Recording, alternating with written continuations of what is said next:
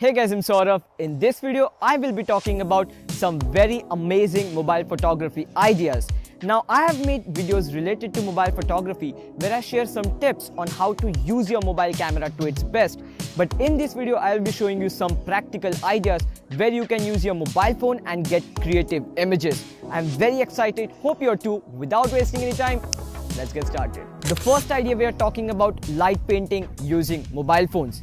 Now, if you don't know what light painting is, basically it's an image which is taken with a slower shutter speed where the light source is moved continuously so that it looks like a painting with a light source. What we are doing here is we are using mobile phones as our light source.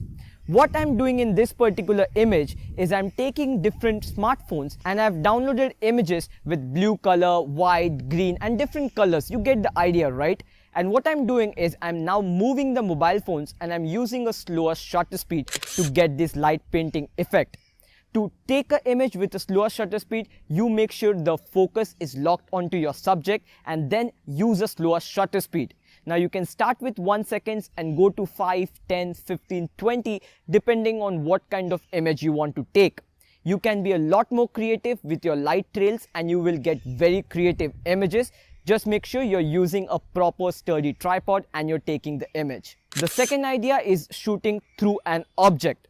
Now what do I mean by that? Now as you can see this image, there is a foreground and midground and the background. Your subject is not the foreground. It might be in the midground or background, and for the foreground I'm using a different object. You can use any kind of card paper and fold it, or you can also use a bottle which is cut in 2 parts. You can be a lot more creative. But you get the idea, right? You have to shoot through it. What this does, it gives you a different dimension because now your foreground have become a lot more interesting. Make sure you tag me on Instagram with the hashtag shootwithsaurav and I'll get to see your images and I'll post them on my story if I find that image worth it. The next idea we are talking about is using a mobile phone or a glass surface for reflection. Now when you're shooting any particular subject like a building or a monument, if it had reflection, it might look much better. But every time you won't find a water surface or somewhere where you can get that reflection. What you can do is you can place a glass or a different smartphone just beneath your camera and tilt it in a way that you see the reflection and you can take the image. You can convert a very boring subject to a very interesting one just by incorporating some reflection. The next tip is underwater mobile photography. Yeah, you heard me right. Nowadays, a lot of flagship smartphones are waterproof, but not all the phones are waterproof. Does that mean you can't do underwater mobile photography? No, that's not the case. You can do it. The images you're seeing right now, that's actually taken with a smartphone where the smartphone didn't even touch the water. Yes, how I did it is I took a jar and I placed the mobile phone into it. You can take any object that is transparent. Just make sure the object is clear enough so that you get good quality images. Just place the object in the water, place the mobile phone so that the mobile phone doesn't touch the water. Be careful and you can take images underwater even though you don't have a waterproof mobile phone. The last idea we are talking about is shooting upside down. See this image. How was this taken?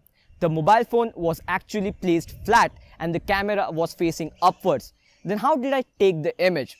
What I did is I actually used a timer. So you can set a 5-second or a 10-second timer depending on the situation, and I counted and I jumped at the right moment. Now what this does is it gives you a completely different perspective.